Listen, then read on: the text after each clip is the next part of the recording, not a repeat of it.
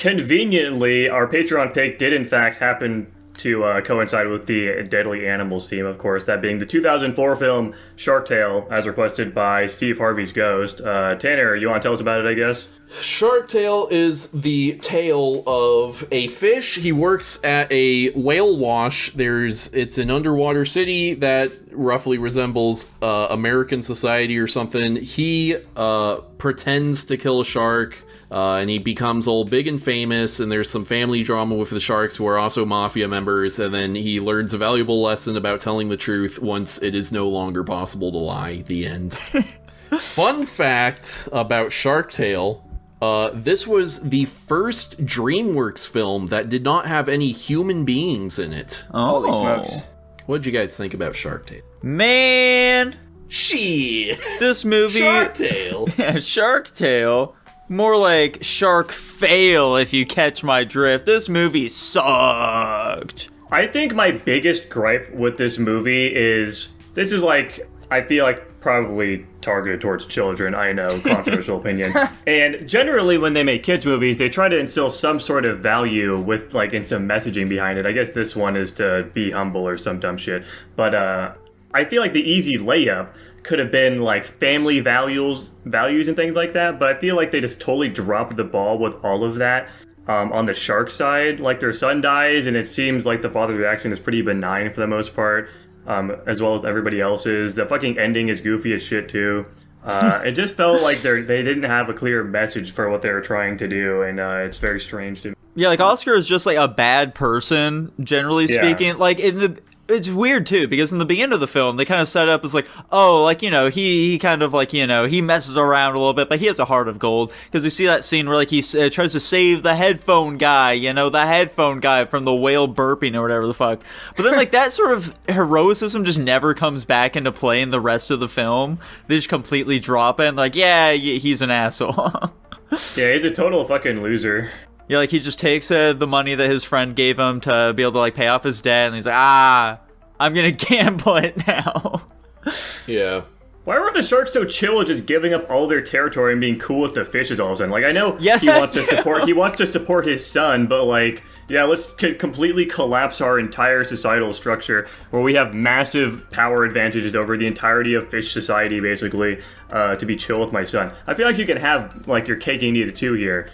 Yeah, and also, like, what are the other repercussions for all this? Are the rest of the sharks vegetarian now, too? Yeah, they chill. What the fuck are they going to eat? They're just going to wait for a bunch of old fish to die and eat that? That's not how that works. Yeah, it's a bit strange. Question, did you guys... So, like, this is primarily intended to be a comedy. Did you guys think it was funny?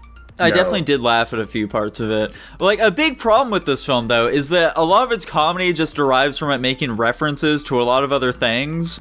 And so they're just complete non sequiturs where these characters are just saying this shit out of nowhere. So if you don't understand the reference at all, then it's just like, why is the fish saying can't touch this? Why is he doing that?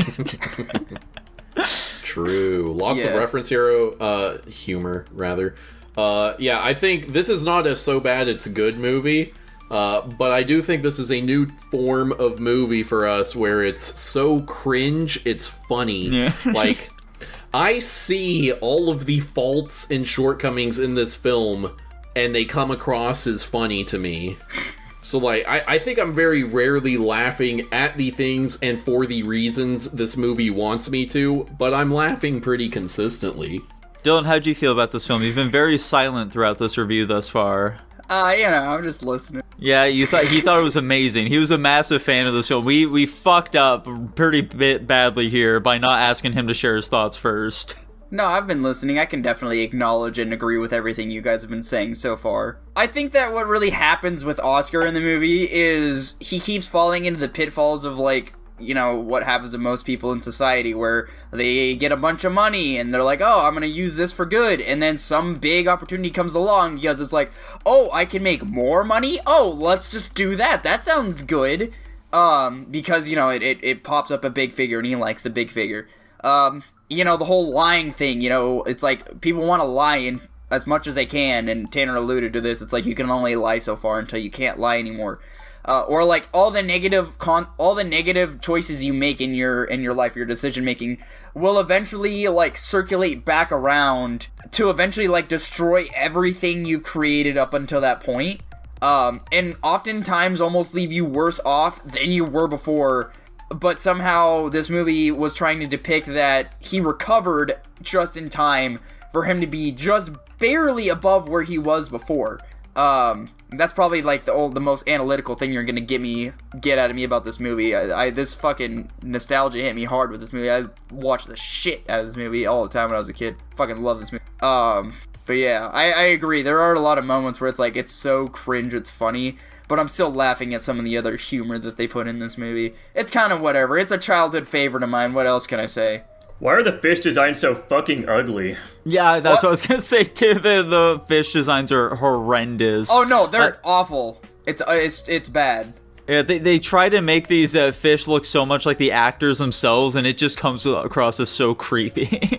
Yeah, I will say, I mean, I have yet to see one. I don't know of any other, like, fish-based movie that tries to do what they did that made it look better in terms of anthropomorphizing fish. What's that one fish movie? It's like Finding Jesus or whatever. What? Yeah. Finding Jesus? Yeah, it's like so you see, Dylan, a lot of like these sort of like, they're kind of basically just shovelware, but for like movies. It happens a lot whenever like a big anime like DreamWorks or Pixar movie comes out, where they'll just be like, oh yeah, we're just gonna like create some random movie that like is vaguely related to this other big movie that's coming out, so that people will be confused when they like go to the store to like pick it up. Instead of Finding Nemo, oh, it's a fish movie about Jesus now. Yeah, like Coco and Book of Life. No, not like that at all. Book of Life is an actual movie. What are you talking about?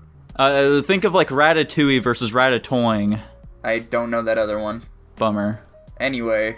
What are we trying to explain to him and why right now? I don't remember why this started. Anyway, did you catch the gay allegory in this film? I think I made that obvious already, didn't I? I'm pretty sure I put it in the general chat. Yeah, I just wanted to make sure it was also on the record here, because, like, you know, the audience doesn't have access to that. Oh, that's fair. Hey, yeah, guys, for $1 a month, you guys could get access to our Discord, and you can get access to these conversations. Well, they don't get access to that channel. Talk with us in the Discord, and you have access, potentially, to these conversations anyway. Sorry, I'm trying to do a plug here. I appreciate it, dude. It's, like, sad how much this movie wants to be Shrek, you know? Wait, what? Like, it's very obviously trying to be another Shrek here, especially with the humor. But, like, yeah. With the reference humor, Shrek pulls it off very well, because the jokes are still funny without the context of, like, what they're referencing. But here, like I said before, if you don't know the reference, you just don't know what the fuck is happening. True. This movie stinks! Oh, that's so sad. Yeah, I watched this as a kid too, but alas, I'm not blinded by nostalgia.